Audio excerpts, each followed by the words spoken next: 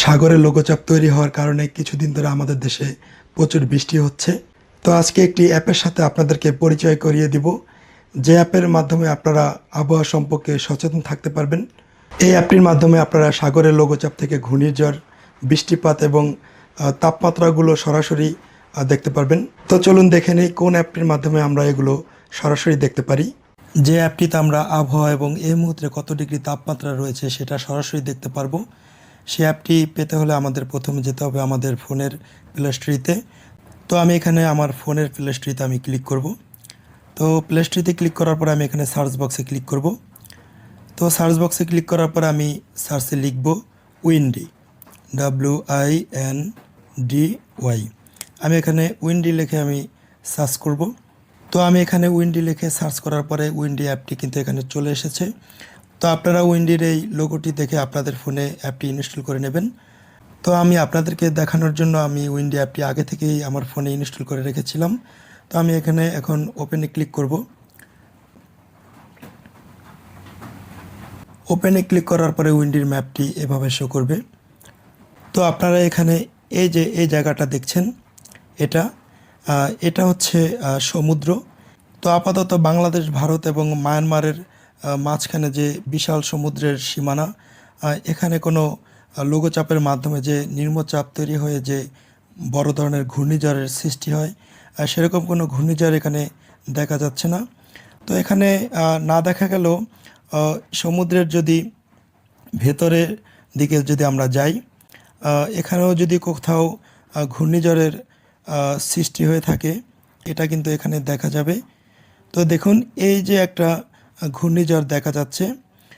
তো এই ঘূর্ণিঝড়টা দেখুন, এটা তাইওয়ানের পাশে কিন্তু এই ঘূর্ণিঝড়টা এখন চীনের ওয়েনজো একটি জায়গাতে কিন্তু এই ঘূর্ণিঝড়টা কিন্তু এখন আঘাত হেনেছে।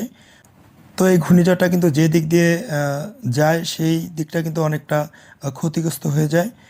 তো এই ঘূর্ণিঝড়ের কারণে আশপাশের দেশগুলোতে কিন্তু প্রচুর ঝড় বৃষ্টি হওয়ার সম্ভাবনা থাকে। তো আমরা যদি দেখি যে এই ঘূর্ণিঝড় থেকে আমাদের দেশের দূরত্ব কতখানি রয়েছে, তো সেক্ষেত্রে সমুদ্র ঘুরিয়ে আমাদের দেশের দূরত্ব এই ঘূর্ণিঝড় থেকে অনেক দূরে। তো আপনারা চাইলে এই উইন্ডির মাধ্যমে এভাবেই সমুদ্রে কোথাও এরকম ঘূর্ণিঝড় আছে কি না সেটা দেখে নিতে পারেন। এরপরে যদি আপনারা নির্ধারিত কোনো জায়গার আবহাওয়া দেখতে চান, তাহলে আপনারা এই যে ঘরের আইকনের নিচে সার্চ বক্স আছে, এখানে ক্লিক করবেন। তো আমি এখানে ঢাকা লিখে আমি সার্চ করলাম।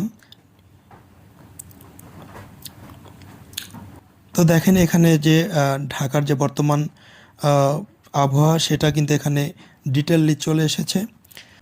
এখানে উপরে দেওয়া আছে আওয়ার্স এবং তারপরে দেওয়া আছে টেম্পারেচার, এরপরে দেওয়া আছে রেইন মিলিমিটার, তারপরে আছে উইন্ডের পরে আছে উইনগাস্ট। তো এখানে আপনি যদি টেম্পারেচার দেখেন, তাহলে আজকে শনিবার। তো এখানে আজকে যে তাপমাত্রা দেখতে পাচ্ছেন, সকাল 9টার দিকে তাপমাত্রা ছিল 28, সকাল 9টায় 28 ডিগ্রি ছিল এবং 12টার দিকে 31 ডিগ্রি তাপমাত্রা ছিল। তো এখানে 3টার দিকে তাপমাত্রা ছিল 29 ডিগ্রি। তো এখানে যদি আপনি রেন মিলিমিটারে যান, সকাল 9টার দিকে এখানে 1.6 মিলিমিটার বৃষ্টি হয়েছিল। আর যদি আপনি 12টার দিকে যান, 12টার দিকে 0.6 মিলিমিটার বৃষ্টি হয়েছিল। আপনি যদি 3টার দিকে দেখেন, সেখানে কিন্তু 11 মিলিমিটার বৃষ্টি হয়েছিল।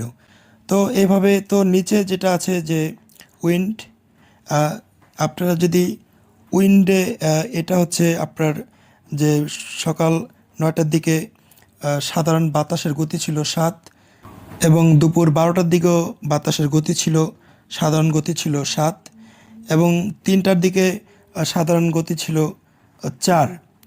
উইন্ডের নিচে যেটা দেখতে পাচ্ছেন উইনগাস্ট, এটা কিন্তু ধমকা হাওয়াকে বোঝাচ্ছে। অর্থাৎ সকাল 9টার দিকে কিন্তু 16 ছিল ধমকা হাওয়া এবং 12টার দিকে 18 এবং 3টার দিকে কিন্তু 19 ছিল এই ধমকা হাওয়া। তো এটার ডিটেল। তো এভাবেই আপনারা চাইলে কোনো নির্দিষ্ট কোনো জায়গার আবহাওয়াগুলো এভাবে দেখে নিতে পারেন। তো আজকের ভিডিও এ পর্যন্তই। এতক্ষণ যারা আমার সাথে থেকে ভিডিওটি দেখেছেন সকলকে ধন্যবাদ। আপনারা সকলে ভালো থাকবেন।